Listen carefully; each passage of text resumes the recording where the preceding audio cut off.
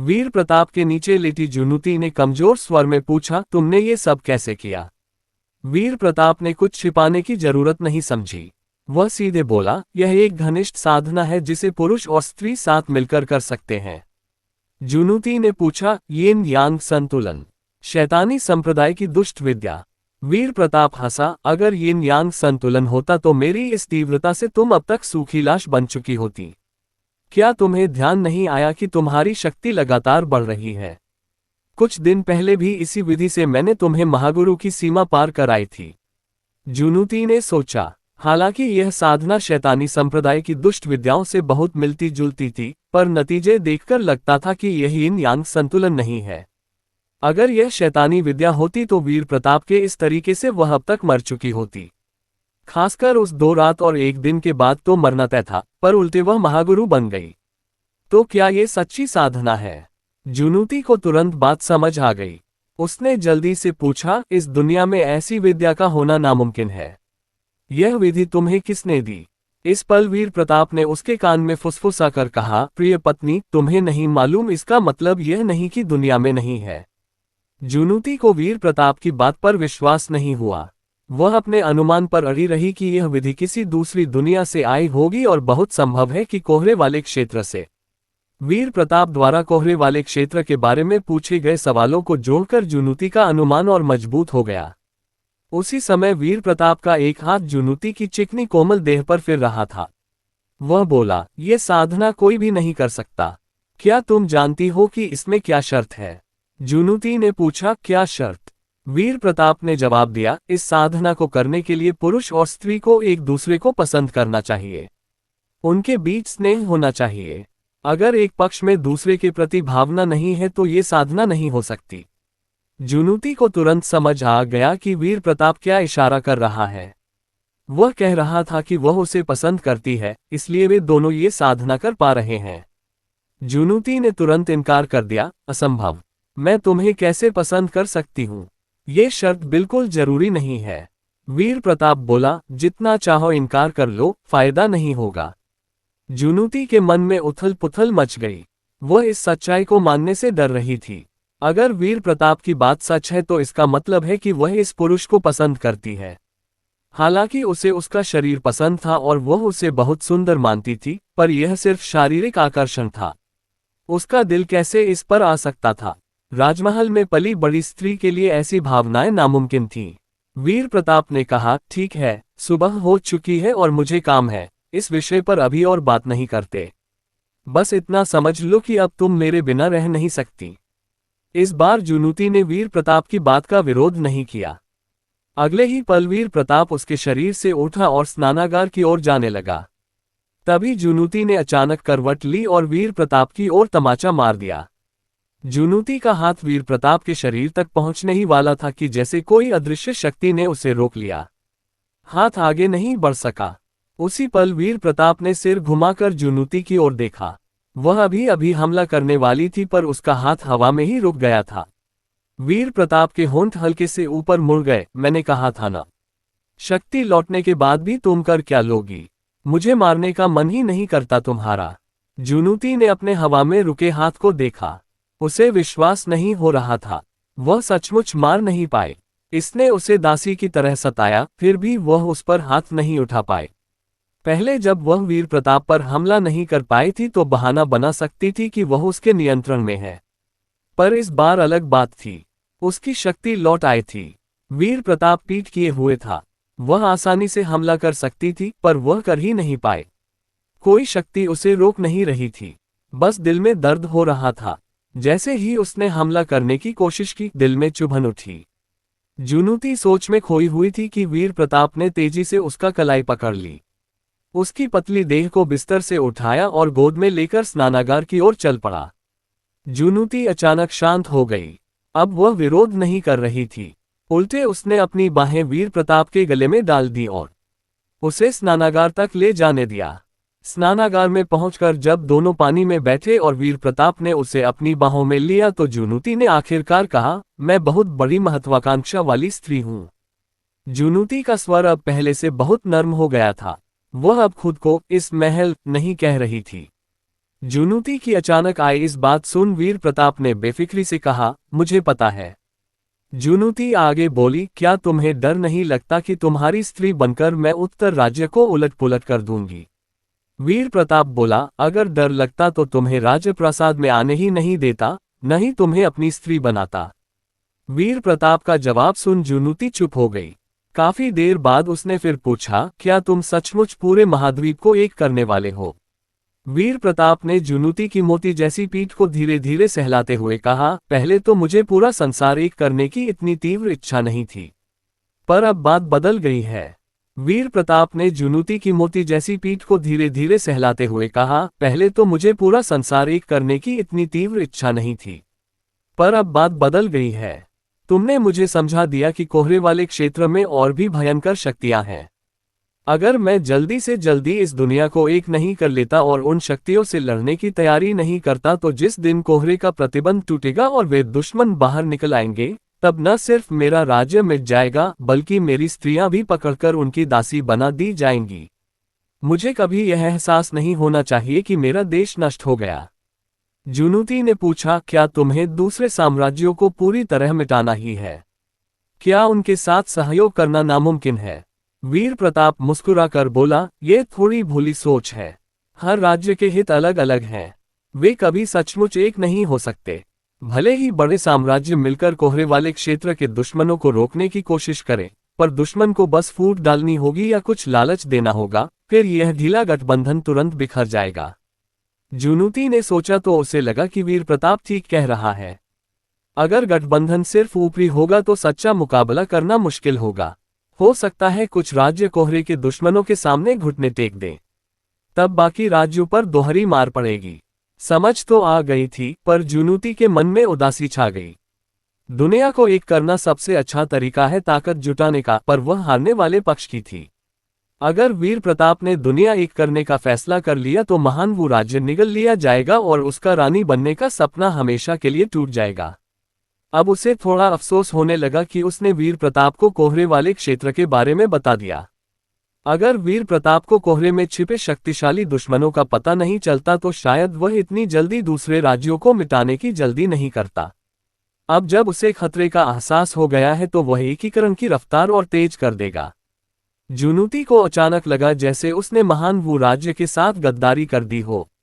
जुनूती को चुप देख वीर प्रताप मुस्कुराकर बोला, अगर तुम रानी बनना चाहती हो तो जब मैं पूरा संसार एक कर लूं तो मैं तुम्हें एक टुकड़ा भूमि दे दूंगा। वहां अपना छोटा सा राज्य बसाकर रानी बनकर देख लेना। जुनूती ने अपने को संभाला और ठंडे स्वर में बोली, जरूरत नहीं। वह महान वो की रानी बनना चाहती थी, न कि बंदी बनकर खेल खेल में रानी बनना। वीर प्रताप आगे बोला, भविष्य में तुम उत्तर राजप्रासाद में ही रहना। अगर राजनीति में आना चाहो तो मैं तुम्हें मौका भी दूंगा। जुनूती ने पूछा, क्या तुम मुझ स्त्री के साथ सत्ता बांटने की हिम्मत करोगे? वीर प्रताप बोला, जब हम परिवार हैं तो डर कैसा? जुनूती बोली, एक स्त्री पर इतना भरोसा करोगे तो एक दिन पछताओगे। वीर प्रताप ने जवाब दिया, मैं हर स्त्री पर भरोसा नहीं करता, सिर्फ अपनी स्त्रियों पर करता हूं। वीर प्रताप की ये बात सुन जुनूती के मन में एक अनजानी सी लहर उठी। कुछ दिन बाद युवराज विक्रम द्वारा भेजा गया दूत समूह उत्तर राज्य पहुंच गया। यानपुर में घुसते ही दूतों की आंखें फटी की फटी रह गईं। उन्हें यकीन नहीं हो रहा था कि यह वही यानपुर है। यानपुर जाने वाली सड़क चौड़ी और साफ थी। 7-8 मुख्य मार्ग थे। सबसे बड़ी बात यह कि यानपुर की सारी सड़कें पक्की बनी हुई थीं। यानपुर के अंदर घुसते ही चारों तरफ चहल पहल नजर आ रही थी। घोड़ागाड़ियां आ जा रही थीं, सड़कें लोगों से भरी हुई थीं। इतनी भीड़ के बावजूद सड़कें एकदम साफ सुथरी थीं। राजधानी में भी ऐसा नहीं देखा जाता। सबसे महत्वपूर्ण बात यह कि यानपुर के घर बहुत मजबूत और सुंदर थे। राजधानी की तुलना में 6-7 मंजिला इमारतें यहां बहुत ज्यादा थीं। समृद्धि और भव्यता की बात करें तो यानपुर राजधानी से आगे निकल चुका था। पर सबसे बड़ी बात उसकी जीवंतता थी। यानपुर में जान थी, उत्साह था। राजधानी में जो नहीं था। इस समय राजधानी में राजनीतिक लड़ाई इतनी तेज थी कि रोज कोई न कोई साजिश में फंस जाता या उसका शिकार हो जाता। इसलिए राजधानी के लोग बहुत सतर्क हो गए थे। सार्वजनिक जगहों पर महान साम्राज्य की बात करना भी खतरे से खाली नहीं था। यानपुर में ठीक उल्टा माहौल था। सड़कों पर अखबार बेचने वाले लड़के हर तरफ थे। लोग उत्तर के राजकुमार की नई नई सुधार योजनाओं पर चर्चा करते थे। आलोचना भी होती थी, पर फायदे की बातें भी खूब होती थीं। दूत समूह के नेता राघव कुमार को यानपुर देखकर आश्चर्य हो रहा था। उन्हें सपने में भी नहीं सोचा था कि एक जागीरदार राज्य की राजधानी सुजीवन राज्य की राजधानी से ज्यादा समृद्ध हो सकती है। यह उत्तर के राजकुमार की शासन क्षमता का प्रमाण था। राघव कुमार के मन में उदासी छा गई। जो उत्तर का राजकुमार कभी अयोग्य माना जाता था, उसने कुछ ही सालों में उत्तर राज्य को इतना शक्तिशाली और समृद्ध बना दिया। अब उन्हें डर लगने लगा कि उत्तर का राजकुमार युवराज विक्रम का प्रस्ताव शायद ठुकरा देगा। उत्तर का राजकुमार के पास इतनी ताकत है कि वह आसानी से दक्षिण चढ़कर सिंहासन छीन सकता है। फिर युवराज का साथ देने की क्या जरूरत। हालांकि अनिश्चितता थी, पर राघव कुमार को हिम्मत करके वीर प्रताप से मिलना ही था। वे युवराज के गुट के थे, इसलिए उनका काम पूरा करना था। दूत काफिले में कई घोड़ागाड़ियां लाल पर्दों से ढकी हुई थीं। साफ था कि उनमें स्त्रियां हैं। एक घोड़ागाड़ी का पर्दा उठाकर एक स्त्री बाहर झांक रही थी। उसका चेहरा भावहीन था, जैसे दुनिया से ऊब चुकी हो। युवराज विक्रम का उत्तर के राजकुमार के लिए भेजा गया दूत समूह सिर्फ जवाहरात और चांदी नहीं लाया था। सुंदर स्त्रियां भी उपहार थीं। उन लाल पर्दों वाली गाड़ियों में वही सुंदरियां थीं, जिनमें से एक युविका थी जो अभी पर्दा उठाकर बाहर देख रही थी। वह दक्षिण की कुन परिवार से थी। जब सम्राट ने कुलीन परिवारों को कुचला तो उसका परिवार भी नष्ट हो गया। फिर वह दूर के रिश्तेदार राघव कुमार के पास शरण ले आए। हालांकि राघव कुमार दक्षिण के कुन परिवार से दूर का रिश्ता रखते थे, पर वे शुरू से सम्राट के पक्ष में थे। इसलिए जब सम्राट ने कुलीन परिवारों को मिटाया तो उनके परिवार पर कोई असर नहीं पड़ा। राघव कुमार के घर शरण लेने के बाद युविका ने उम्मीद की थी कि पुराने खून के रिश्ते के नाम पर वे उसे पनाह दे देंगे या कोई रास्ता निकाल देंगे। पर आश्चर्य की बात यह हुई कि राघव कुमार ने बिना एक पल सोचे उसे बेच दिया। हालांकि उन्होंने उसे दंड विभाग को नहीं सौंपा, उल्टे युवराज विक्रम के पास भेज दिया ताकि अपनी चापलूसी कर सकें। युविका बेहद खूबसूरत थी। राघव कुमार को विश्वास था कि युवराज विक्रम उसे पसंद कर लेंगे। विक्रम ने युविका को रख तो लिया, पर राजकुमार होने के नाते उनके पास सुंदरियों की कोई कमी नहीं थी। उन्होंने युविका को सिर्फ एक अलग आंगन में बंद करके रख लिया, जैसे कोई पिंजरे में बंद चिड़िया। विक्रम वीर प्रताप जैसे नहीं थे कि देखते ही खूबसूरत स्त्री के साथ संबंध बना ले। एक तो वे योद्धा थे, काम वासना में फंसना उनके लिए उचित नहीं था। दूसरे, उनके पास पहले से ही बहुत स्त्रियां थीं। उन्होंने युविका को रखा मुख्य रूप से राघव कुमार का सम्मान रखने के लिए। अगर वे ऐसी भेंट ठुकराते तो इसका मतलब होता कि वे राघव कुमार के पक्ष में नहीं हैं। जो भेंट स्वीकार करनी चाहिए, करनी ही पड़ती है। इसके अलावा विक्रम खुद भी कई सुंदरियों को उपहार के रूप में देते थे। राजनीति कभी कभी बहुत सरल हो जाती है। स्त्रियों को राजनीतिक हथियार बनाना भी उसी का हिस्सा है। जब विक्रम ने वीर प्रताप को अपने पक्ष में करने का फैसला किया तो सबसे पहले उनका ध्यान युविका पर गया। वह अभी कुंवारी थी और अप्सरा जैसी खूबसूरत। उन्हें यकीन था कि स्त्रियों का शौकीन वीर प्रताप उसे जरूर पसंद कर लेगा। युविका खिड़की से बाहर देख रही थी। उसके मन में अनंत उदासी छाई हुई थी। कुन परिवार के बिखरने के बाद से वह जगह जगह छिपती छिपाती यहां तक पहुंची थी। आखिर में सोचा था कि राघव कुमार उसे आश्रय दे देंगे, पर उन्हें खून का रिश्ता भी याद नहीं आया। सोचना सही भी था। राघव कुमार सम्राट के पक्ष में थे और कुलीन परिवार मिटाए जा रहे थे। ऐसे में उन्हें पनाह देना खतरनाक था। खिड़की से बाहर देखते हुए युविका को लगा कि वह एक पिंजरे में बंद चिड़िया है। उसका भाग्य एक हाथ से दूसरे हाथ में बिकता रहेगा। उसने उत्तर के राजकुमार वीर प्रताप के बारे में अफवाहें सुनी थीं। उसे यकीन था कि जैसे ही वह उत्तर राजप्रासाद में घुसेगी, उसके साथ अमानवीय व्यवहार किया जाएगा। जब वीर प्रताप उससे ऊब जाएंगे तो शायद उसे सीधे वेश्यालय भेज दिया जाएगा, जहां दूसरे पुरुष उसका मनोरंजन करेंगे। अपनी दयनीय नियति सोचकर युविका के मन में आत्महत्या के विचार आने लगे। महान साम्राज्य का दूत समूह उत्तर राज्य द्वारा दिए गए ठहरने के स्थान पर जल्दी पहुंच गया। ये औपचारिक राजकीय यात्रा नहीं थी, इसलिए राघव कुमार वीर प्रताप से राजनीति सभा भवन में नहीं, बल्कि निजी रूप से मिलेंगे। दोपहर, मौसम सुहावना था। हल्के बादल और मंद हवा चल रही थी। वीर प्रताप बाहरी प्रांगण के एक मंडप में बैठे महान साम्राज्य के दूत समूह का इंतजार कर रहे थे। जब वीर प्रताप चाय पी रहे थे, हल्की हवा चली और अगले ही पल महापंडित जी आंगन में प्रकट हो गए। चाय का प्याला रखते हुए वीर प्रताप ने पूछा, महापंडित जी, आपके विचार में वे मुझे युवराज का साथ देने के लिए क्या क्या शर्तें पेश करेंगे? महापंडित जी ने दाढ़ी सहलाते हुए हल्के से मुस्कुराकर कहा। इस बूढ़े के विचार में उन्होंने अनुमान लगा लिया होगा कि आप दक्षिण चढ़कर सिंहासन के लिए जाना चाहते हैं, इसलिए वे कोई कसर नहीं छोड़ेंगे। आपको ये भ्रम दिलाएंगे कि वे कोई खतरा नहीं है और आपको सिंहासन की लड़ाई में पड़ने की जरूरत नहीं। महापंडित जी की बात सुन वीर प्रताप भी मुस्कुरा दिए। अगर युवराज विक्रम ने दूत समूह इसी मकसद से भेजा है तो उनकी मेहनत व्यर्थ है। उन्होंने सिंहासन की लड़ाई लड़ने का फैसला कर लिया था। पूरा महान साम्राज्य अपने नियंत्रण में आए बिना वे पूरे महाद्वीप को एक नहीं कर सकते थे। उनके लिए महान साम्राज्य के संसाधन बहुत जरूरी थे। सिर्फ धन संपत्ति नहीं, बल्कि जनसंख्या भी। दुनिया जीतने के लिए बड़ी संख्या में लोग चाहिए, इसलिए सिंहासन की लड़ाई वे जरूर लड़ेंगे। पर अभी 1 साल का समय था, इसलिए कोई जल्दी नहीं थी। वे नाटक कर सकते थे कि मान गए हैं और बाद में कोई बहाना बनाकर दक्षिण चले जाएंगे। थोड़ी देर बाद एक महिला रक्षक आंगन में आए और बोली, राजकुमार, दरबार का दूत समूह आ गया है। वीर प्रताप ने बेफिक्री से कहा, अंदर आने दो। जी। राजप्रासाद के रक्षकों के साथ राघव कुमार और दूत समूह के कुछ सदस्य उत्तर राजप्रासाद में दाखिल हुए और वीर प्रताप के आंगन की ओर बढ़े। वीर प्रताप को देखते ही राघव कुमार ने झुककर अभिवादन किया। आपके सेवक उत्तर राजकुमार को प्रणाम करते हैं। वीर प्रताप ने हुंकार भरी, औपचारिकता छोड़ो। राघव कुमार और बाकी लोगों ने एक साथ कहा, धन्यवाद राजकुमार। जब वीर प्रताप राघव कुमार को देख रहे थे और कुछ कहने ही वाले थे, तभी उनकी नजर राघव कुमार के पीछे खड़ी एक युवती पर पड़ी।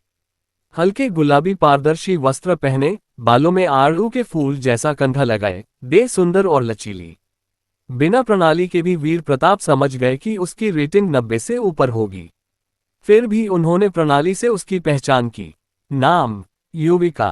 पहचान, दक्षिण के कुन परिवार की बची हुई सदस्य, 23 वर्ष, छठी श्रेणी की योद्धा। परिवार के नष्ट होने के बाद वह राजधानी के कुन परिवार के पास शरण लेने गई थी, पर राघव कुमार ने उसे युवराज विक्रम को भेंट कर दिया। युवराज विक्रम काम भोग में ज्यादा रुचि नहीं रखते, इसलिए उन्होंने उसे छुआ नहीं। एक अलग महल में कैद करके रखा। वह आज भी कुंवारी है। उत्तर के राजकुमार को अपने पक्ष में करने के लिए युवराज विक्रम ने उसे उपहार के रूप में भेजा है। उसे कुछ ऐसी बातें मालूम है जो दूसरों को नहीं। रेटिंग 92, आकर्षण 50। युविका की जानकारी देख वीर प्रताप के होंठ हल्के से मुड़ गए। उनका भाई वाकई अच्छा इंसान है। खुद सुंदरियों का भोग नहीं करता, पर भाई के लिए सोचता है। राघव कुमार ने देखा कि वीर प्रताप की नजर युविका पर टिकी हुई है तो उनके मन में खुशी की लहर दौड़ गई। अफवाहें सच थीं। उत्तर का राजकुमार भले ही अब बेकार का ठप्पा उतार चुका हो, पर उसकी कामुकता अभी भी बरकरार है। युविका जैसे ही आंगन में कदम रखी, वीर प्रताप की नजर उस पर जाकर ठहर गई। वे आंखें हटा ही नहीं पाए। उसी पल राघव कुमार ने खुद आगे बढ़कर बोलना शुरू किया, राजकुमार, आप 16 वर्ष की उम्र में इस कठोर उत्तर में आए। न सिर्फ बार बार उत्तर राज्य की रक्षा की, महान साम्राज्य के द्वार की चौकीदारी की, बल्कि उत्तर राज्य को आज की इस समृद्धि तक पहुंचा दिया। महान साम्राज्य के सबसे बड़े दुश्मन को भी हरा दिया। आपके योगदान। राघव कुमार को लगातार प्रशंसा की बौछार करते देख वीर प्रताप समझ गए कि अब चापलूसी का पहाड़ टूटने वाला है। उन्होंने बीच में ही टोक दिया, बस बस राघव कुमार, आप इतनी दूर से आए हो, सिर्फ उत्तर के राजकुमार की तारीफ करने तो नहीं आए। राघव कुमार मुस्कुराए, बिल्कुल नहीं। युवराज का मानना है कि उत्तर के राजकुमार के परिश्रम और योगदान का इनाम मिलना चाहिए। पर राजधानी में स्थिति इतनी उलझी हुई है कि युवराज जब भी आपके लिए इनाम का प्रस्ताव रखते हैं, दूसरे गुटों के मंत्री तुरंत रोक देते हैं। इसलिए युवराज ने फैसला किया है कि अपने निजी खजाने से सोना चांदी जवाहरात निकालकर आपको पुरस्कृत करें, महान साम्राज्य के प्रति आपके योगदान के धन्यवाद स्वरूप। ये कहकर राघव कुमार ने पीछे खड़े लोगों को इशारा किया, लाओ।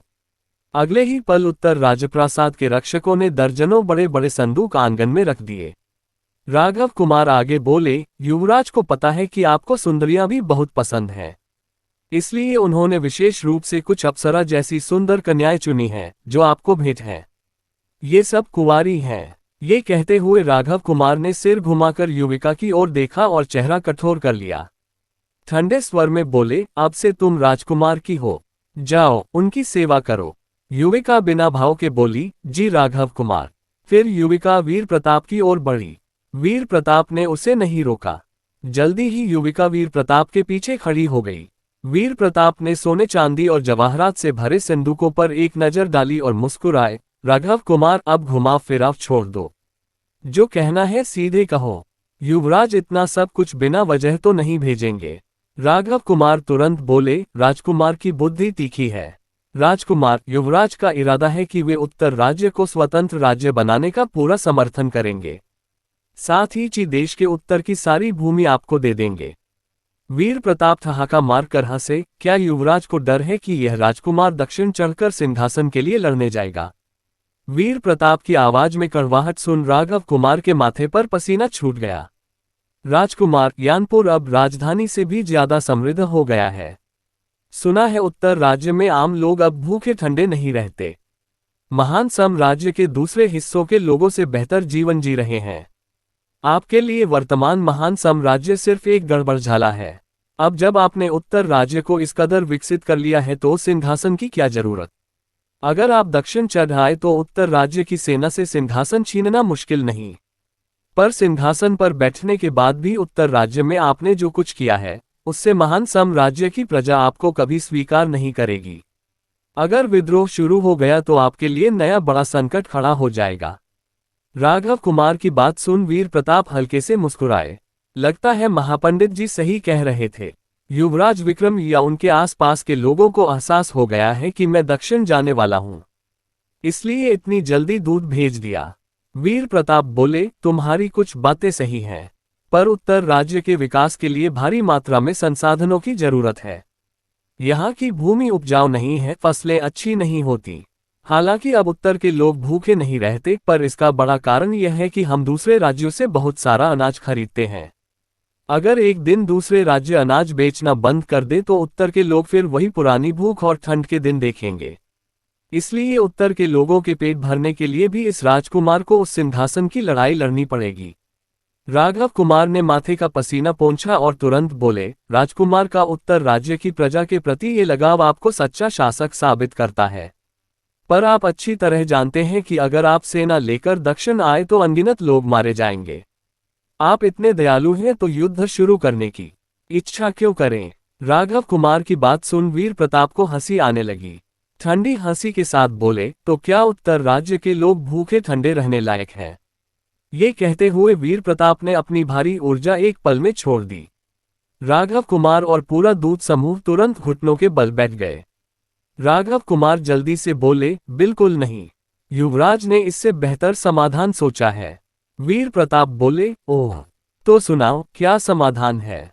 जैसे ही राजकुमार अपना स्वतंत्र राज्य स्थापित कर लेंगे, महान साम्राज्य तुरंत आपके साथ स्थायी संधि कर लेगा। उसके बाद उत्तर राज्य को जो भी चाहिए महान साम्राज्य देगा। उत्तर राज्य के व्यापारी महान साम्राज्य के किसी भी क्षेत्र में बिना रोक टोक व्यापार कर सकेंगे। अनाज समेत किसी भी वस्तु पर कोई प्रतिबंध नहीं होगा। इस तरह उत्तर राज्य को कभी अनाज की कमी नहीं रहेगी, और ऐसा करने से आपको उन जमींदारों या कुलीन परिवारों से भी टकराना नहीं पड़ेगा। आप सिर्फ उत्तर राज्य के विकास पर ध्यान दे सकेंगे। ये सुन वीर प्रताप जोर से हंस पड़े। काफी देर हंसने के बाद बोले, मेरा बड़ा भाई सचमुच बहुत विचारशील है, इतनी दूर तक सोच रखा है। राघव कुमार ने देखा कि वीर प्रताप का मूड बेहतर हो गया है तो राहत की सांस ली। वे कुछ और कहने ही वाले थे कि वीर प्रताप बोले, युवराज ने तुम्हें सिर्फ फायदे की बातें बताने के लिए तो नहीं भेजा।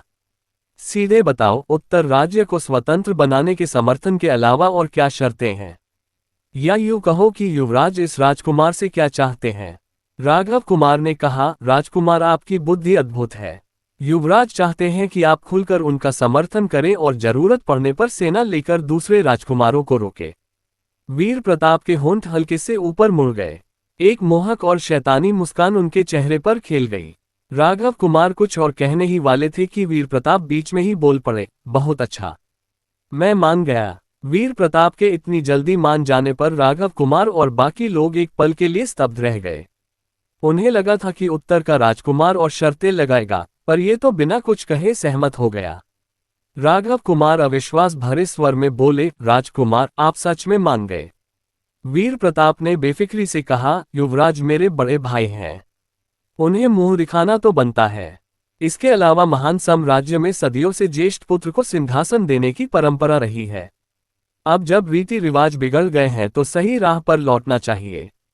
और युवराज ने इतनी सच्चाई दिखाई है, खजाना, सोना चांदी, जवाहरात, भूमि और इतनी सुंदर कन्या भेंट की। अगर मैं न मानता तो कृतघ्न नहीं बन जाता। ये कहते हुए वीर प्रताप ने सिर घुमाकर अपनी बगल में खड़ी युविका को देखा। वीर प्रताप की नजर पड़ते ही युविका का शरीर अनायास कांप उठा, जैसे कोई हिरनी शेर की नजरों में आ गई हो। अब से अपनी किस्मत सोचकर युविका के मन में गहरी उदासी छा गई। तभी वीर प्रताप को कुछ याद आया और बोले, हाँ, लौटकर युवराज से कहना कि आगे भी सुंदरियां भेजते रहें। यहाँ उत्तर में सर्दी और गरीबी है, खूबसूरत स्त्रियां कहाँ से लाऊं? राघव कुमार जल्दी से बोले, जी राजकुमार, लौटते ही युवराज को बता दूंगा और सुंदरियां भेज दी जाएंगी। वीर प्रताप ने हाथ हिलाकर कहा, ठीक है, अब कुछ नहीं तो तुम लोग जाकर आराम करो। राघव कुमार उठे और बोले, धन्यवाद राजकुमार। इसके बाद राघव कुमार दूतों को लेकर आंगन से बाहर निकले और उत्तर राजप्रासाद से चले गए। जाते समय उनके चेहरों पर चमक थी, मिशन पूरा हो गया था। उत्तर का राजकुमार युवराज के प्रस्ताव पर सहमत हो गया। जब तक उत्तर का राजकुमार उत्तर में ही संतुष्ट रहेगा और युवराज का साथ देगा, तब सम्राट के जाने के बाद युवराज को सिंहासन आसानी से मिल जाएगा। कुछ समय बाद महान साम्राज्य भी उत्तर जैसे हथियार बना लेगा और फिर महान साम्राज्य उत्तर से भी ज्यादा शक्तिशाली हो जाएगा। अगर योजना सफल हुई तो आज उत्तर आने वाले इन दूतों की हैसियत बहुत बढ़ जाएगी। राघव कुमार और बाकी लोगों के मन में खुशी की लहर दौड़ रही थी। राघव कुमार और दूतों के आंगन से निकलते ही वीर प्रताप ने राजप्रासाद की दासियों को आदेश दिया कि आंगन में पड़े संदूक उठा लो। जल्दी ही आंगन में सिर्फ दासियां, वीर प्रताप, महापंडित जी और युविका रह गए। युविका की ओर बिना ध्यान दिए वीर प्रताप ने महापंडित जी से पूछा, महापंडित जी, आपके विचार में मुझे युवराज का प्रस्ताव मान लेना चाहिए था? महापंडित जी मुस्कुराकर बोले, राजकुमार, क्या आपके मन में जवाब पहले से नहीं है? हालांकि वीर प्रताप ने मुंह से मान लिया था, पर महापंडित जी एक नजर में समझ गए थे कि यह सिर्फ दिखावा है। अगर युवराज विक्रम पर सचमुच संकट आया और उत्तर की सेना को दक्षिण आना पड़ा तो वीर प्रताप मौका देखकर खुद सिंहासन पर कब्जा कर लेंगे। इस समय महापंडित जी आगे बोले, राजकुमार, अगर कुछ नहीं तो ये बुरा राज्य के कामों में लग जाता हूं। ये कहकर महापंडित जी ने युविका की ओर एक नजर डाली। उन्हें लगा कि अब वीर प्रताप का अगला काम महत्वपूर्ण है, इसलिए वे और नहीं रुके। वीर प्रताप बोले, हाँ, जाए। अगले ही पल महापंडित जी आंगन से चले गए। अब सिर्फ वीर प्रताप, युविका और कुछ दासियां रह गईं। युविका बेहद घबरा गई। उसके हाथ अनायास अपने वस्त्र को पकड़ लिए। आगे क्या होगा इसका अंदाजा नहीं था। वीर प्रताप ने बेफिक्री से कहा, युविका, पूर्व महल में रहते हुए तुमने किसी की सेवा करना सीखा है क्या? ये सवाल सुन युविका एक पल के लिए चौंक गई। उसने तुरंत पिछले घटनाक्रम पर विचार किया। राघव कुमार ने वीर प्रताप को उसका नाम नहीं बताया था, फिर उन्हें कैसे पता कि वह कौन परिवार की है? हालांकि जिज्ञासा थी, पर युविका ने ये सवाल नहीं पूछा। उसने जवाब दिया, राजकुमार, पूर्व महल की महिला अधिकारियों ने इस दासी को सिखाया है। राघव कुमार ने उसे पूर्व महल भेजने के बाद से महिला अधिकारियां रोज उसे पुरुष को खुश करना सिखाती थीं। युविका में कुन परिवार की मिस की सारी शान अब खत्म हो चुकी थी। उसे मजबूरन वे सब सीखना पड़ा था। महिला अधिकारियों के निर्देश में हालांकि उसने अभी अभ्यास नहीं किया था, पर युविका पुरुष स्त्री के मामलों में बहुत अच्छी तरह वाकिफ हो चुकी थी। वीर प्रताप मुस्कुराकर बोले, बहुत अच्छा, मैं तुम्हें एक मौका देता हूँ। अगर आज रात तुम मेरी अच्छी सेवा करोगी तो भविष्य में यानपुर में घूम फिर सकती हो। मैं तुम्हें रखेल का दर्जा भी दे सकता हूँ। वीर प्रताप की बात सुन युविका को यकीन नहीं हो रहा था। वह तो तैयार थी कि आजीवन उत्तर राजप्रासाद में कैद रह जाएगी, पर अब वीर प्रताप उसे बाहर जाने की अनुमति दे रहे थे। भले ही सिर्फ यानपुर तक, पर आजीवन कैद से तो बहुत बेहतर था। युविका तुरंत बोली, धन्यवाद राजकुमार, ये दासी पूरी निष्ठा से आपकी सेवा करेगी। वीर प्रताप ने दासियों से कहा, इसे स्नान कराओ और कपड़े बदलवाओ। दासियों ने कहा, जी राजकुमार। दासियों ने युविका को लेकर चली गईं। वीर प्रताप कुछ देर और आंगन में बैठे रहे, फिर उठकर अध्ययन कक्ष की ओर चले गए। जब युविका स्नान कर रही थी, उसके मन में तरह तरह के विचार आ रहे थे। उसे लग रहा था कि उत्तर का राजकुमार वैसा नहीं है जैसा उसने सोचा था। तभी उसने स्नानागार के किनारे खड़ी दासियों से पूछा, मैं पूछ सकती हूँ कि तुम्हारे राजकुमार कैसे व्यक्ति हैं? जैसे ही उसने सवाल पूछा, कमरे में खड़ी दासियां एक दूसरे की ओर देखने लगीं। उनके चेहरों पर झिझक साफ झलक रही थी। वे उसे पहचानती नहीं थी, इसलिए बिना सोचे समझे कुछ बोलने की हिम्मत नहीं कर पा रही थी। तभी वह दासी जिसने उसे स्नानागार तक पहुंचाया था, बाकी सब से बोली, यह नई रानी साहिबा है, हमारे राजकुमार की नई पत्नी। इतना सुनते ही सबकी मुद्रा बदल गई। एक दासी तुरंत आगे बढ़ी और झुककर बोली, ओह, तो आप हमारे राजकुमार की पत्नी हैं। महारानी, आपका कुल नाम क्या है? उसने धीमे स्वर में कहा, मेरा नाम है किन्नरी चौहान। दासी मुस्कुराए और बोली, महारानी आप निश्चिंत रहें। लोग कहते हैं हमारे राजकुमार वीर प्रताप बड़े रंगीन मिजाज हैं, पर सच्चाई यह है कि उन्हें सुंदरता से प्रेम है और अपनी रानियों और उपरानियों का वह विशेष ध्यान रखते हैं। अब जब उन्होंने आपको अपने महल में स्थान दिया है तो समझ लीजिए वैभव और ऐश्वर्य से भरा जीवन आपका इंतजार कर रहा है। और जहां तक अंदरूनी महल की बात है, यहाँ कोई ज्यादा चालबाजी या षड्यंत्र नहीं चलता, इसलिए आपको डरने की जरूरत नहीं। किन्नरी चौहान कुछ पल के लिए स्तब्ध रह गई। उसे उम्मीद नहीं थी कि एक साधारण दासी इतने खुले शब्दों में राजमहल की बातें कह देगी। उसने तो बस यूं ही पूछ लिया था कि वीर प्रताप कैसे स्वभाव के हैं, पर यहाँ तो पूरा अंदरूनी हाल बयान हो रहा था। क्या महल का प्रबंध इतना ढीला है कि दासियां भी खुलकर चर्चा करें? या फिर वीर प्रताप उतने भयानक नहीं जितना लोग कहते हैं? दरअसल महल का वातावरण सचमुच अपेक्षाकृत सहज था। वीर प्रताप दासियों के साथ सद्व्यवहार रखते थे, हालांकि सामान्य दासियां खुलकर बातें नहीं करती थी, बस आपस में धीमे स्वर में चर्चा कर लेती थी। पर जो दासी उसे लाई थी वह साधारण नहीं थी। वह चौधरी परिवार से थी, जिनके वीर प्रताप से घनिष्ठ संबंध थे, इसलिए महल में उसका स्थान ऊंचा था और साहस भी अधिक। किन्नरी ने धीमे स्वर में कहा, मुझे ये सब बताने के लिए धन्यवाद। दासी झुककर बोली, ये तो मेरा कर्तव्य है महारानी। कुछ क्षण बाद किन्नरी ने फिर पूछा, क्या मैं एक और बात जान सकती हूँ? राजकुमार के महल में कुल कितनी स्त्रियां हैं? दासी थोड़ी झिझकी, फिर बोली, इसका ठीक उत्तर मुझे भी नहीं मालूम। वह जानती थी अंदर कितनी रानियां और उपरानियां हैं, पर उसके मन में वीर प्रताप की छवि इतनी आकर्षक और प्रभावशाली थी कि उसे लगता था न जाने कितनी सुंदरियां बाहर भी उनसे जुड़ी होंगी। इसलिए सचमुच संख्या बताना कठिन था। ये सुनकर किन्नरी का मन फिर बेचैन हो उठा। यदि दासियों को भी सही संख्या न पता हो तो क्या वह सच में इतने स्त्रियों के बीच एक और नाम बनकर रह जाएगी? उसे अपने भविष्य की चिंता सताने लगी। यदि वीर प्रताप उससे ऊब गए तो क्या उसे भी किसी और को उपहार की तरह सौंप दिया जाएगा, जैसे युवराज आर्यवीर ने उसे उपहार बनाकर यहाँ भेज दिया था? इस युग में उपरानी का स्थान अत्यंत कमजोर था। कई राजमहलों में उन्हें केवल साधन की तरह देखा जाता था। शक्तिशाली अतिथि आए तो वही उनकी सेवा करती, और यदि अतिथि प्रसन्न हो जाए तो उन्हें भेंट कर दिया जाता। ये सोचते ही किन्नरी के हृदय में सिहरन दौड़ गई। उसने साहस करके पूछा, क्या राजकुमार अपनी उपरानियों को दूसरों को दे देते हैं? दासी ने उसकी आंखों में छिपी आशंका पहचान ली और दृढ़ स्वर में बोली, हमारे राजकुमार अपनी स्त्रियों के प्रति अत्यंत अधिकारपूर्ण है। एक बार जो उनकी हो गई उसे किसी और को देने का प्रश्न ही नहीं उठता। आप निश्चिंत रहें। ये सुनते ही किन्नरी ने गहरी सांस ली। कम से कम उसे वस्तु की तरह इधर उधर फेंके जाने का भय नहीं रहेगा। स्नान के बाद दासियों ने उसे हल्के लाल रंग के भव्य परिधान में सजाया।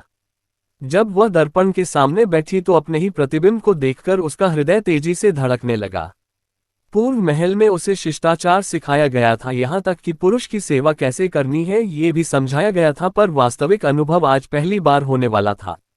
मन में घबराहट थी, कहीं वह वीर प्रताप को संतुष्ट न कर पाए तो उसका भविष्य अंधकार में हो सकता है। समय धीरे धीरे बीतता गया। संध्या ढली। बाहर से दासियों के स्वर आए, राजकुमार पधार रहे हैं। पर वीर प्रताप तुरंत भीतर नहीं आए। द्वार पर खड़े होकर उन्होंने पूछा, क्या उसने चाय पी ली? यह विशेष नागनागिनी चाय की ओर संकेत था। दासी ने उत्तर दिया, महाराजी ने महल की चाय ग्रहण कर ली है। इसके बाद वीर प्रताप ने द्वार खोला और भीतर प्रवेश किया। किन्नरी पलंग के पास सिर झुकाए बैठी थी। हाथ आपस में भींचे हुए, देह हल्के कंपन से कांप रही थी। वातावरण में तनाव घुला था। वीर प्रताप उसके पास जाकर बैठ गए पर उन्होंने तुरंत उसे स्पर्श नहीं किया। शांत स्वर में बोले, चौहान परिवार के विनाश के बाद तुम्हें बहुत कष्ट सहना पड़ा होगा। किन्नरी का हृदय थमसा गया। उन्हें उसके परिवार के बारे में कैसे पता? उसने विस्मय से पूछा, महाराज आपको मेरी पहचान ज्ञात है? वीर प्रताप मुस्कुराए, दक्षिण की चौहान वंश की ज्येष्ठ पुत्री किन्नरी चौहान, क्या मैं गलत हूं? सत्य छिपा नहीं रहा। वह कुछ क्षण निरुत्तर रही। वीर प्रताप बोले, यह उत्तर प्रदेश है, यहां तुम्हें कोई छू भी नहीं सकता। तुम्हारे परिवार से और कौन जीवित है? वह चुप रही। उसे समझ नहीं आया ये प्रश्न संरक्षण के लिए है या शेष लोगों को खोजकर समाप्त करने के लिए। वीर प्रताप ने सहजता से कहा, यदि बताना न चाहो तो मत बताओ। कुछ देर बाद उसने कहा, सबने नाम बदल लिए हैं और अलग अलग सरदारों के आश्रय में चले गए हैं। वीर प्रताप ने पूछा, फिर तुम राजधानी क्यों गई? क्या तुम्हें पता नहीं था कि विक्रम राठौर सम्राट के निकट है? उसने धीमे स्वर में कहा, मुझे एक बीमारी हो गई थी। दिव्य वैद्य से उपचार कराना था जो राजधानी में रहते हैं। वहां कोई ठिकाना न था, इसलिए राठौर परिवार के पास गई, पर उन्होंने मुझे युवराज आर्यवीर को सौंप दिया। वीर प्रताप हल्का सा हंसे, तुम बहुत भोली थी जो सोच लिया कि वे तुम्हारी रक्षा करेंगे। उसका सिर शर्म से झुक गया। वीर प्रताप ने पूछा, अब तुम्हारी बीमारी कैसी है? उसने कहा, युवराज ने वैद्य से सीधे उपचार नहीं कराया, बस औषधि मंगवा कर दे दी जिससे थोड़ी राहत मिली। इतना सुनते ही वीर प्रताप ने उसका हाथ पकड़ लिया। वह चौकी पर उनकी पकड़ दृढ़ थी। उन्होंने उसकी नाड़ी पर हाथ रखकर अपनी आंतरिक ऊर्जा प्रवाहित की। क्षण भर में उन्हें अनुभव हुआ कि उसके नाभि केंद्र में शीत ऊर्जा का एक गुच्छा जमा है। उन्होंने अपनी पुनर्जीवन विद्या से उस शीत ऊर्जा को गलाना शुरू किया। अचानक किन्नरी ने महसूस किया मानो एक गर्म धारा उसके शरीर में प्रवाहित हो रही हो और नाभि केंद्र में जाकर फैल रही हो। कुछ ही क्षणों में जमी हुई शीत ऊर्जा पिघलने लगी। उसके शरीर से मानो बोझ उतर गया। पर अगले ही पल कक्ष में ठंडक छा गई, फर्श पर हल्की बर्फ जमने लगी। किन्नरी स्तब्ध रह गई। क्या उसकी बीमारी सचमुच यूं ही समाप्त हो गई? उसने कृतज्ञता से झुककर कहा, महाराज आपका असीम आभार। वीर प्रताप शांत स्वर में बोले, अब तुम मेरी हो, तुम्हारा उपचार करना मेरा कर्तव्य था। बताओ ये शीत ऊर्जा तुम्हें मिली कैसे? कुछ पल मौन के बाद उसने कहना शुरू किया, समुद्र में हमारे परिवार को एक छोटा सा द्वीप मिला था जहां पूरा ढांचा धातु का बना था। जिज्ञासा में मैं भी गई। उस धातु संरचना के एक कक्ष में प्रवेश करते ही शीत ऊर्जा ने मुझ पर आक्रमण कर दिया और तब से वह मेरे भीतर अटकी रही। वीर प्रताप की आंखों में चमक उभरी। धातु का रहस्यमय ढांचा, क्या वह किसी अन्य लोक की यान संरचना हो सकती है? उन्होंने तुरंत पूछा, क्या भेदक मेघ धनुष और बाण की धातु भी वहीं से मिली थी जिसे राजकुमार लवेश शेखावत ने प्राप्त किया? किन्नरी ने सिर हिलाया, इस विषय में मुझे निश्चित जानकारी नहीं। हम उस धातु को पिघला नहीं सके। बाद में लवेश शेखावत की मध्यस्थता से वह द्वीप अग्रवाल परिवार को बेच दिया गया। वीर प्रताप के मन में विचारों का जाल फैल गया। यदि वही धातु है तो उस द्वीप में अभी भी बहुत कुछ छिपा हो सकता है। उन्होंने गंभीर स्वर में पूछा, वह द्वीप किस दिशा में है? क्या तुम्हें स्थान याद है? किन्नरी ने कुछ सोचकर कहा, हाँ याद है। अग्रवाल परिवार ने उसका नाम सूर्यछाया द्वीप रखा और समुद्री मानचित्र में चिन्हित भी किया है। यदि महासमुद्र का मानचित्र मिल जाए तो सटीक स्थान मिल सकता है। वीर प्रताप ने आगे झुककर कहा, पहले दिशा बताओ, उसका अनुमानित स्थान कहाँ है? वीर प्रताप ने युविका की बात सुनकर मन ही मन सोचा कि द्वीप उत्तर राज्य से कितनी दूर है। अगर ज्यादा दूर ना हो तो वह सीधे अपने जहाज भेज सकता है या पूर्व दिशा परिवार से किसी को द्वीप पर भेज सकता है। युविका ने जवाब दिया, वह द्वीप सुहाई काउंटी के दक्षिण पूर्व में है। जब मैं परिवार के साथ गई थी तो हमें वहां पहुंचने में करीब 4 दिन लगे थे। वीर प्रताप की भौहें सिकुड़ गईं। लगता है थोड़ा दूर है। अगर उत्तर राज्य से जहाज दक्षिण की ओर भेजा जाए तो महान साम्राज्य के तटीय शहरों में रसद लेनी पड़ेगी। इतनी बड़ी हलचल और अभी विभिन्न राजकुमारों के बीच तनाव का माहौल, तो ये बात छिपी नहीं रह सकती। काफी सोचने के बाद वीर प्रताप ने पूछा, दक्षिण के कुलीन परिवार के नष्ट होने के बाद क्या वह द्वीप भी दरबार ने कब्जा कर लिया? युविका बोली, सुफेन शहर पर कब्जा होने के बाद मैं उत्तर की ओर भाग आई थी। उसके बाद क्या हुआ मुझे नहीं पता। वीर प्रताप ने सोचा कि कुलीन परिवार के गिरने के बाद वान परिवार के कैदियों ने अपनी जान बचाने के लिए जरूर कुछ राज खोल दिए होंगे। इसलिए द्वीप का राज सम्राट को पता चल गया होगा। शायद सम्राट ने बहुत पहले ही द्वीप पर कब्जा कर लिया होगा और अब वहां महान साम्राज्य की बड़ी सेना तैनात होगी। अब किसी को भेजना बेकार है। सबसे अच्छा यही है कि सिंहासन हासिल करने के बाद द्वीप की स्थिति देखी जाए। वीर प्रताप को गहरी सोच में डूबा देख युविका का मन थोड़ा भटक गया। इस पल उसे वीर प्रताप बेहद सुंदर, आकर्षक और शानदार लग रहे थे। खासकर जब वे गहरी सोच में डूबे होते थे तब उनमें एक अनोखा जादू था जो युविका के दिल में रोमांच पैदा कर रहा था। युविका मन ही मन सोचने लगी कि उत्तर के राजकुमार की स्त्री बनना शायद उसके लिए इतना बुरा भी नहीं है। हालांकि अफवाहें थी कि उत्तर का राजकुमार बेहद कामुक और भोगी है, पर अब उसे लग रहा था कि इतने सुंदर चेहरे वाले पुरुष के सामने कोई स्त्री खुद को रोक नहीं सकती। शायद वे स्त्रियां ही उन्हें लुभाती होंगी और मजबूर होकर वीर प्रताप उनके साथ संबंध बना लेते होंगे। जब युविका यही सोच रही थी तभी वीर प्रताप ने अचानक सिर घुमाकर उसकी ओर देख लिया। युविका को लगा जैसे वह चोरी पकड़ी गई हो। उसके गाल लाल हो गए। इसके अलावा जब वीर प्रताप ने उसकी बीमारी ठीक करते हुए उसके शरीर में गर्म प्राण शक्ति डाली थी तो उसके पूरे शरीर में एक अनोखी गर्मी फैल गई थी। अब वह गर्मी और बढ़ती जा रही थी, जिससे वह बेचैन हो रही थी। युविका के लाल और शर्मीले चेहरे को देख वीर प्रताप की दिलचस्पी जाग उठी। वे बोले, पूर्व महल की उन महिला अधिकारियों ने तुम्हें काफी कुछ सिखाया होगा ना? युविका ने शर्म से लाल चेहरा किए हुए हल्के से सिर हिलाया और धीमी आवाज में कहा, हाँ। वीर प्रताप ने जूते उतारे और बिस्तर पर लेट गए। युविका से बोले, अब तुम्हारी कला देखते हैं। वीर प्रताप संत नहीं थे, इसलिए युविका जैसी खूबसूरत स्त्री को भेंट में मिलने पर वे खुशी खुशी स्वीकार कर रहे थे। जब वीर प्रताप लेट गए तो युविका थोड़ी खोई खोई सी लग रही थी। हालांकि महिला अधिकारियों ने उसे क्या करना है सिखाया था, पर यह उसका पहला असली अनुभव था। पहली बार किसी पुरुष की सेवा करना। इसके अलावा दक्षिण के कुलीन परिवार की बेटी होने के नाते वह हमेशा आराम की जिंदगी जीती थी। अचानक किसी पुरुष की सेवा करने का बोझ उसके मन पर भारी पड़ रहा था।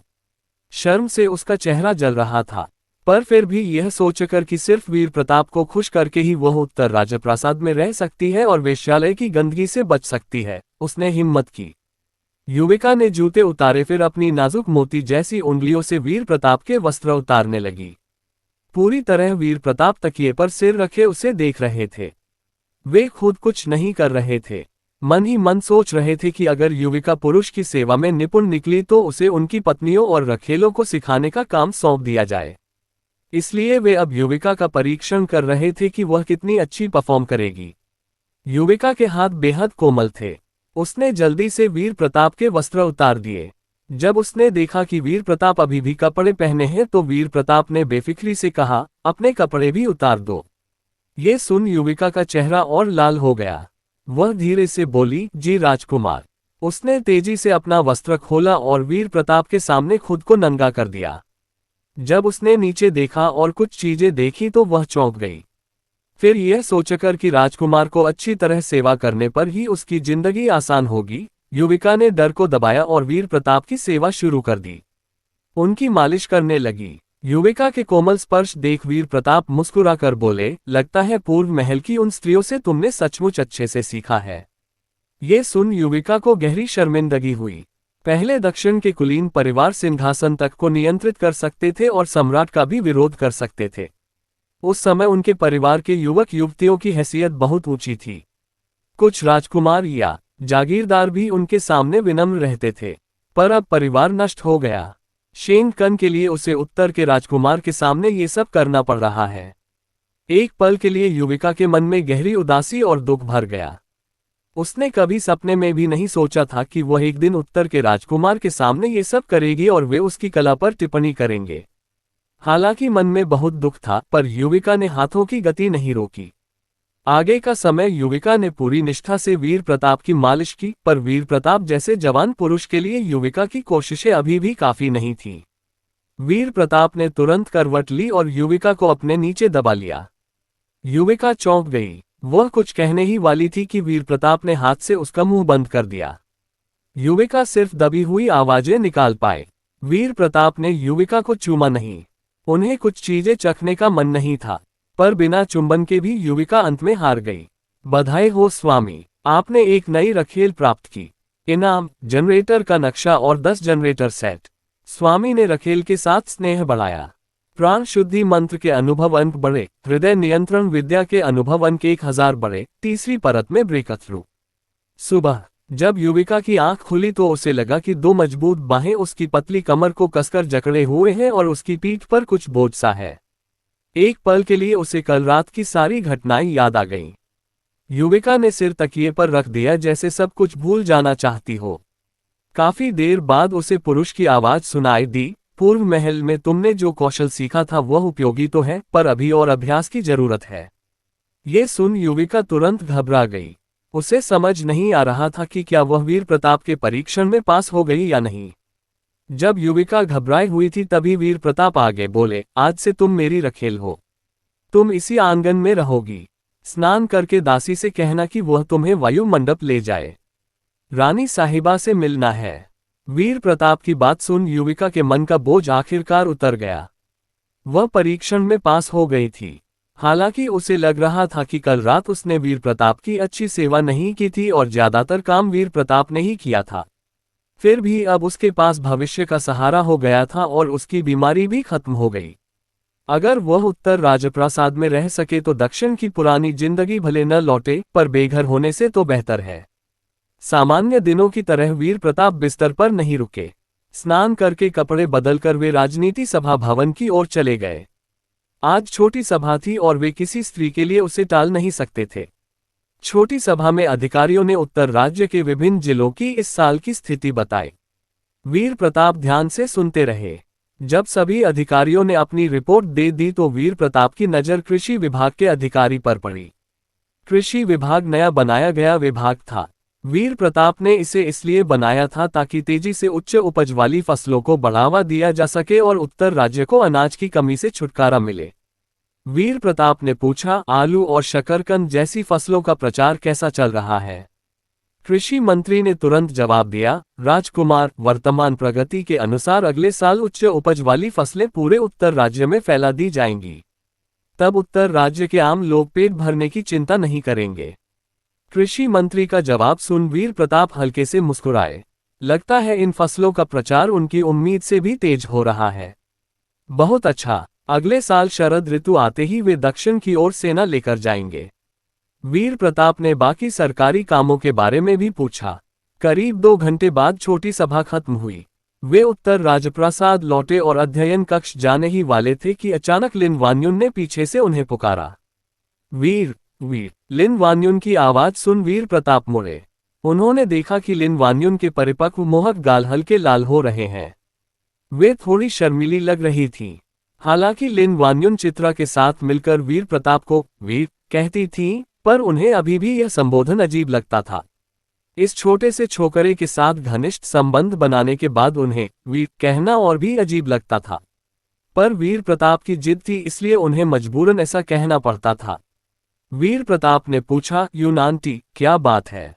लिन वान्युन ने एक चिट्ठी निकाली और वीर प्रताप को थमा दी। रोंग रोंग ने लिखा है। वह कुछ दिनों में राजप्रासाद लौट रही है। ये शब्द सुन वीर प्रताप एक पल के लिए ठिठक गए। फिर उन्होंने तेजी से लिन वान्युन के हाथ से चिट्ठी ली, लिफाफा खोला और ध्यान से पढ़ने लगे। चेन वानरों की सुंदर काया, उसकी ठंडी शालीनता और अप्सरा जैसी खूबसूरती याद आते ही वीर प्रताप के मन में एक लहर उठी। पर उन्होंने अपने अंदर की उत्तेजना को तुरंत दबा दिया और लिन वान्युन से मुस्कुराकर बोले, यून आंटी, मैं समझ गया। मुझे कुछ काम है, मैं अध्ययन कक्ष जा रहा हूँ। लिन वान्युन बोली, ठीक है, जाओ। वीर प्रताप मुड़े और अध्ययन कक्ष की ओर चले गए। उनकी पीठ देख लिन वान्युन मन ही मन लंबी सांस भरकर रह गईं। वीर प्रताप अध्ययन कक्ष पहुंचे तो थोड़ी देर बाद मो शिंग अंदर आया। राजकुमार को प्रणाम। वीर प्रताप ने हुंकार भरी और सिर हिलाया। उनकी नजर हाथ में पकड़े नक्शों से नहीं हट रही थी। वे उन्हें गौर से देख रहे थे। मो शिंग को उत्सुकता हो रही थी कि वीर प्रताप क्या देख रहे हैं। जब मो शिंग पूछने ही वाला था कि राजकुमार ने उसे क्यों बुलाया है तभी वीर प्रताप बोले, भाप वाले रेल इंजन का उत्पादन प्रक्रिया अब परिपक्व हो गई है। अब इंजन बनाने और पटरी बिछाने का काम दूसरे लोग संभालेंगे। मुझे तुम्हें एक और महत्वपूर्ण काम सौंपना है। मो शिंग एक पल के लिए स्तब्ध रह गया। और महत्वपूर्ण काम? वीर प्रताप ने नक्शे मो शिंग को थमा दिए। मो शिंग ने उन्हें लेकर ध्यान से देखा। काफी देर बाद उलझन भरे स्वर में पूछा, राजकुमार यह क्या है? वीर प्रताप बोले, यह विद्युत जनरेटर का नक्शा है। मोशिंग ने विद्युत जनरेटर शब्द पहली बार सुना था। उसे इसका उपयोग क्या है इसका अंदाजा भी नहीं था। वीर प्रताप के होंठ हल्के से ऊपर मुड़ गए। फिर उन्होंने समझाया, यह एक ऐसी मशीन है जो बिजली पैदा कर सकती है और उसे नियंत्रित भी कर सकती है। ये सुन मोशिंग पूरी तरह हैरान रह गया। बिजली को नियंत्रित करना, उसने पहले कभी सपने में भी नहीं सोचा था कि ऐसी चीज हो सकती है। उनके लिए बिजली मतलब विनाश था। इतिहास में लोग आकाश की बिजली से डरते थे और उसे बुरे कर्मों की सजा मानते थे, जैसे कहते हैं बिजली गिरना।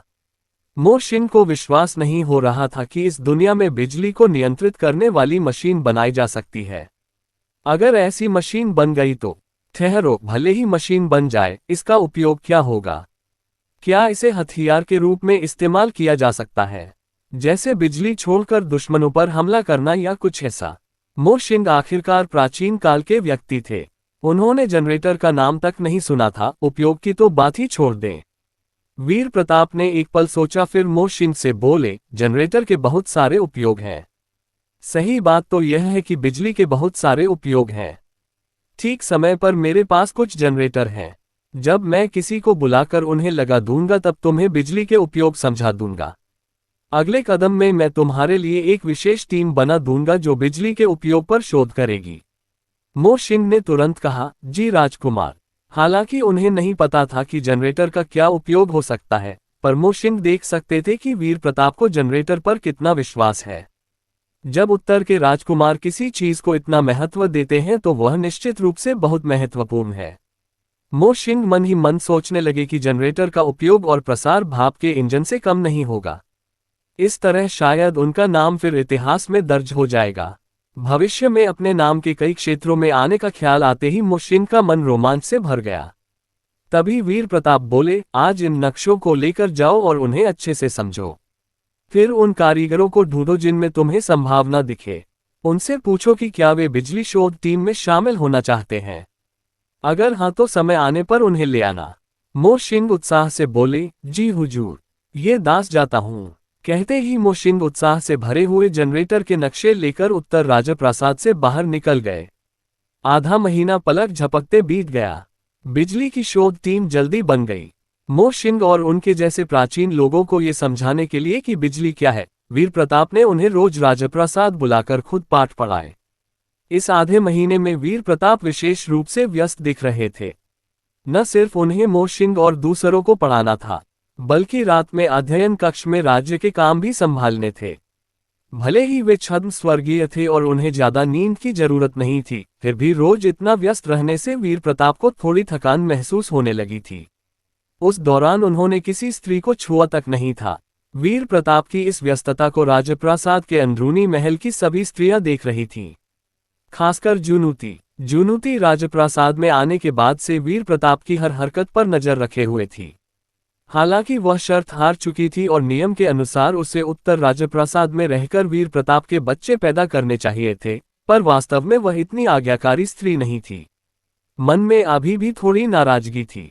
काफी दिनों तक देखने के बाद उसे पता चला कि वीर प्रताप कारीगरों के बहुत करीब हैं। वे उनसे हंस बोलकर बात करते हैं। इससे जूनूती को वीर प्रताप पर नई नजर आई। उसे उम्मीद नहीं थी कि वीर प्रताप कारीगरों को इतना महत्व देंगे और उन्हें इतनी ऊंची हैसियत देंगे।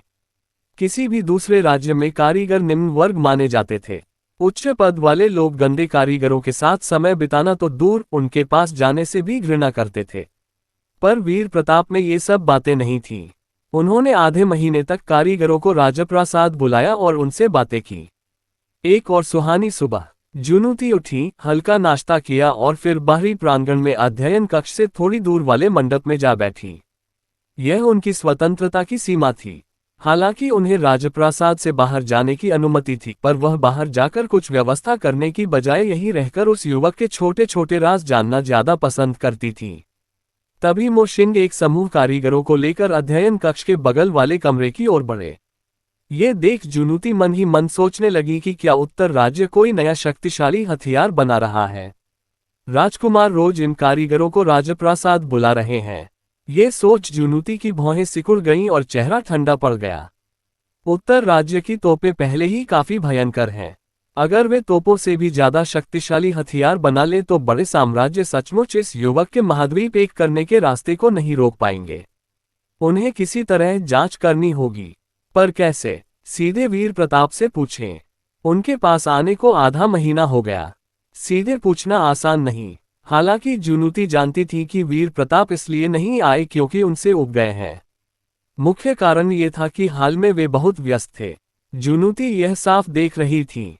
वे दिन भर कारीगरों के साथ रहते और रात को अध्ययन कक्ष में राज्य के काम करते। रोज यही हाल था, इसलिए उनके पास समय नहीं था, ये स्वाभाविक था।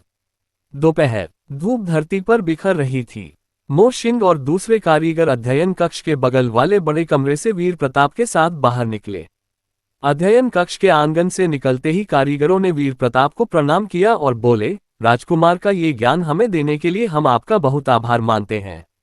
वीर प्रताप हल्के से मुस्कुराए और बोले, मैंने तुम्हें जो सिखाया है वह सिर्फ सबसे सरल ज्ञान है। गहरे शोध का काम अब तुम्हें खुद करना है। वीर प्रताप विज्ञान इंजीनियरिंग के व्यक्ति नहीं थे।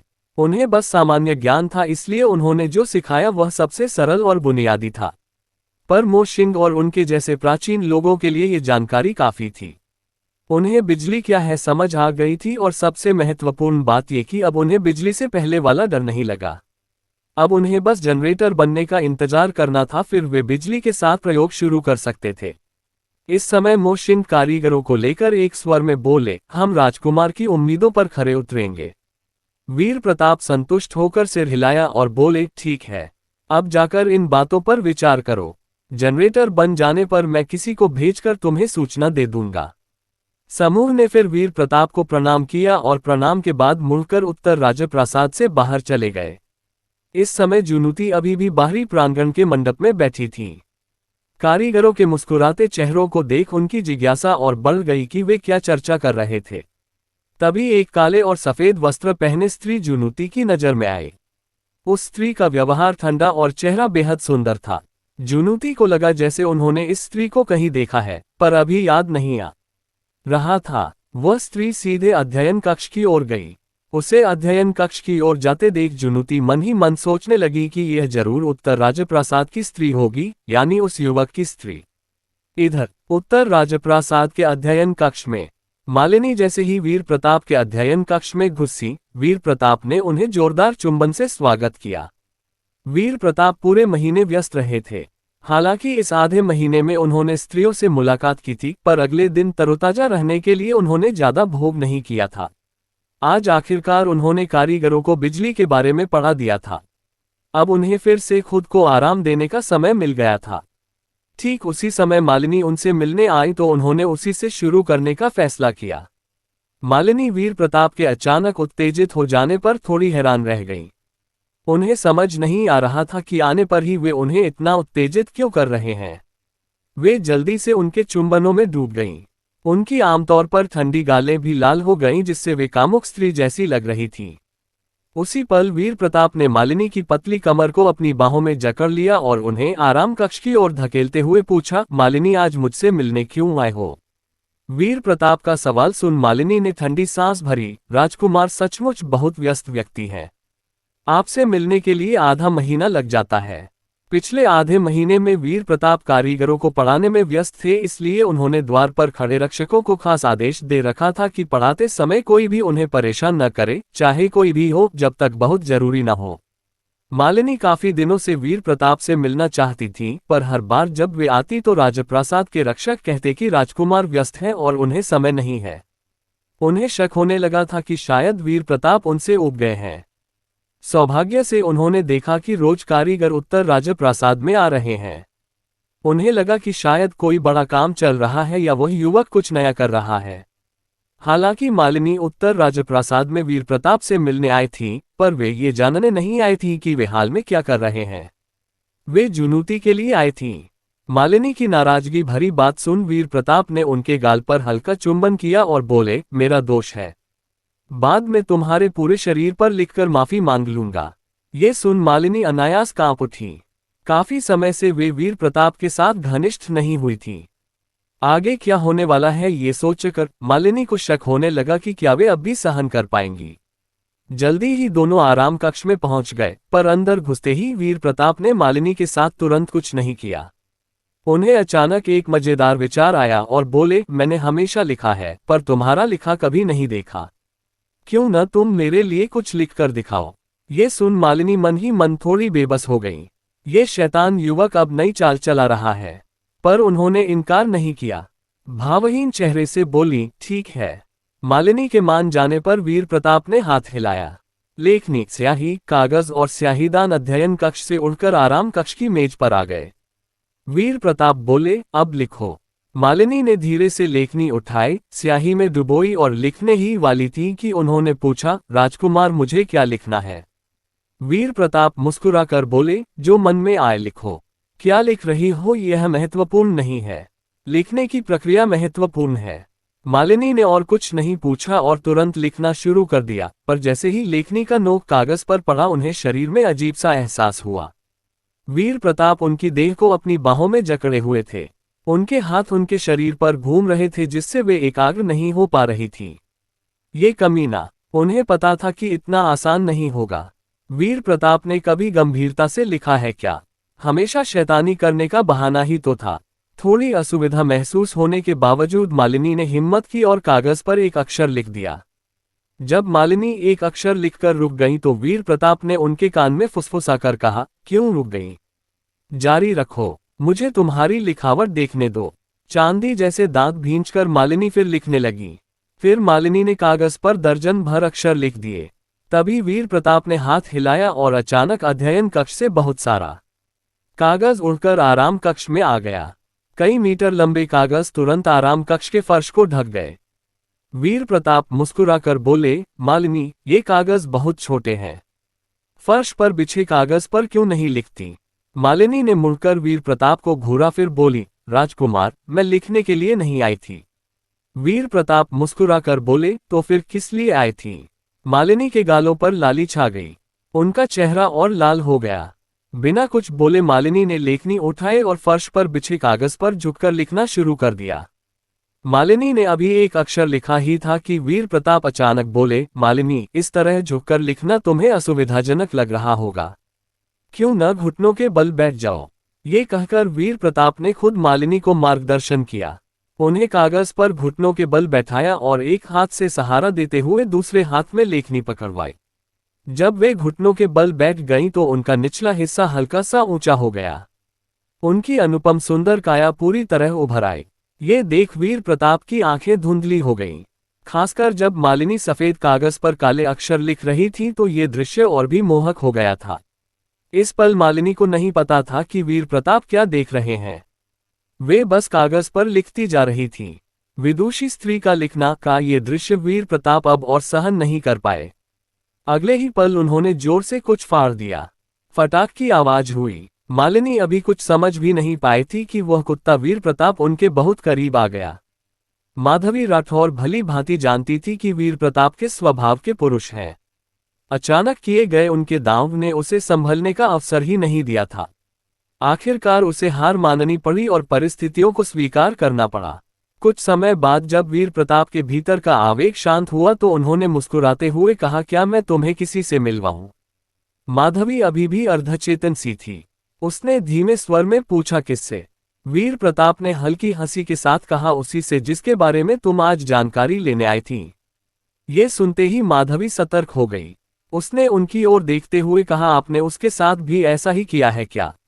माधवी इतनी बेचैन इसलिए थी क्योंकि सम्राटी आराध्या ने उसे उत्तर प्रदेश भेजते समय विशेष रूप से कहा था कि वह अपनी प्रिय सखी श्रेया सिंह की स्थिति जानकर लौटे। उन्हें भय था कि कहीं श्रेया के साथ दुर्व्यवहार न हुआ हो। वीर प्रताप ने मुस्कुराते हुए प्रतिप्रश्न किया, तुम्हें क्या लगता है? उनकी चालाक मुस्कान देखकर माधवी का हृदय धक से रह गया। वह हकलाते हुए बोली, आप ऐसा कैसे कर सकते हैं? वह तो सम्राटी की प्रिय सखी है। वीर प्रताप ने निर्विकार भाव से कहा, मुझे इससे क्या फर्क पड़ता है कि वह किसकी सखी है? माधवी निरुत्तर रह गई। वह इस पुरुष के स्वभाव से अनभिज्ञ नहीं थी। ये वह व्यक्ति था जो न आकाश से डरता था न पृथ्वी से। जिस स्त्री पर दृष्टि पड़ जाए उसे प्राप्त करना ही उसका स्वभाव था। माधवी ने धीरे से कहा, यदि सम्राटी को ये ज्ञात हुआ तो परिणाम आपको भुगतने होंगे। वीर प्रताप ने उसकी बात अनसुनी करते हुए कहा, ऐसा करते हैं, मैं उसे यहीं बुला लेता हूं। तुम सम्राटी की विश्वस्त दासी हो और वह उनकी घनिष्ठ सखी। तुम दोनों के पास कहने को बहुत कुछ होगा। माधवी ने सोचा शायद वह बाद में भेंट करवाएंगे, इसलिए तुरंत बोली, ठीक है। पर अगले ही क्षण वीर प्रताप ने द्वार पर खड़ी दासी से कहा, सुहानी जाओ और श्रेया सिंह को बुलाओ, मैं अभी उससे मिलना चाहता हूं। ये सुनकर माधवी स्तब्ध रह गई। क्या वह उसे इसी समय यहां बुला रहे हैं?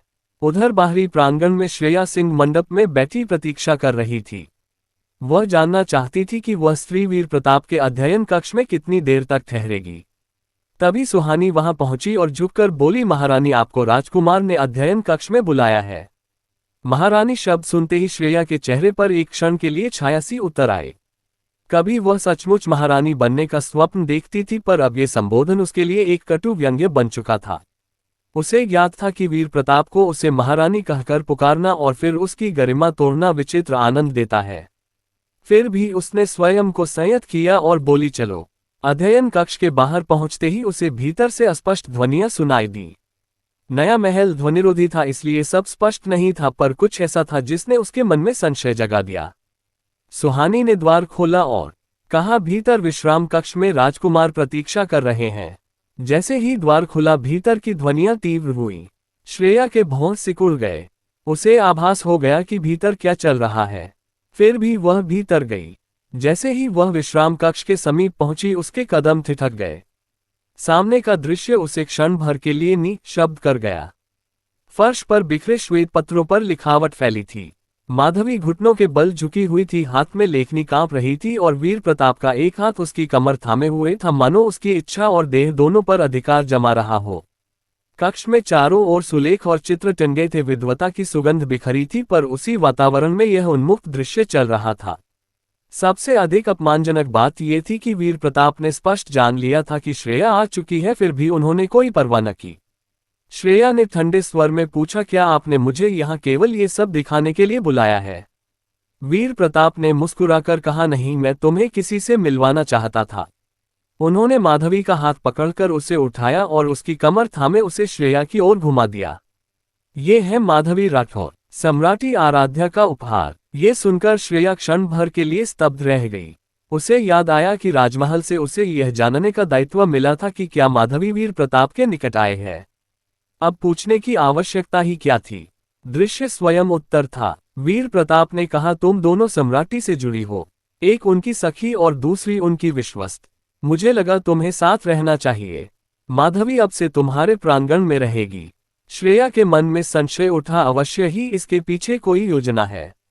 माधवी ने संयत होकर कहा, दासी माधवी राठौर प्रणाम करती है। श्रेया ने शांत स्वर में उत्तर दिया, मैं अब कोई महारानी नहीं, केवल इस महल की एक बंदिनी हूं। वीर प्रताप हंस पड़े, मैंने तुम्हें जाने से रोका कब है? श्रेया ने उत्तर न दिया। वह मुड़ी और बाहर चली गई। संध्या समय जब आकाश के रंग बदल रहे थे, श्रेया अपने आंगन में बैठी सूर्यास्त देख रही थी, तभी माधवी वहां आए। अब वह श्वेत और श्याम वस्त्रों में थी। उसके पूर्व वस्त्र अध्ययन कक्ष में फट चुके थे। माधवी ने झुककर कहा, प्रणाम। श्रेया ने निर्विकार स्वर में कहा, मुझे राजकुमारी मत कहो। माधवी ने सिर झुका लिया। दोनों मंडप में आमने सामने बैठ गईं। श्रेया ने सीधे पूछा, राजमहल से संदेश आया था कि मैं जानूं क्या तुम वीर प्रताप के साथ रही हो? लगता है अब तुम पर विश्वास नहीं रहा। माधवी के चेहरे पर हल्की मुस्कान आई, मानो यह अपेक्षित ही था। वह समझती थी कि सम्राटी आराध्या उसके शरीर पर अंकित रहस्यमय चिन्ह के प्रभाव को जानना चाहती है। यदि उसका प्रभाव वीर प्रताप पर पड़ा हो तो ये बड़ी बात होती। माधवी ने धीमे स्वर में कहा, सूचना देने के लिए धन्यवाद। श्रेया ने उसे ध्यान से देखा। उसकी शीतल आभा और अनुपम सौंदर्य किसी भी पुरुष को आकर्षित कर सकता था। कुछ क्षण मौन रहा, फिर श्रेया ने सीधा प्रश्न किया, तुम और वीर प्रताप अब तक कितनी बार एकांत में मिल चुके हो? तो चलिए दोस्तों, आज के लिए बस इतना ही। अगर आपको यह वीडियो अच्छी लगी हो और आप इसके नए एपिसोड जल्दी देखना चाहते हो तो लाइक करें, चैनल को सब्सक्राइब करें और कमेंट में कुछ भी लिख दें। तो चलिए दोस्तों, वीडियो यहीं खत्म करते हैं। बाय बाय, फिर मिलेंगे।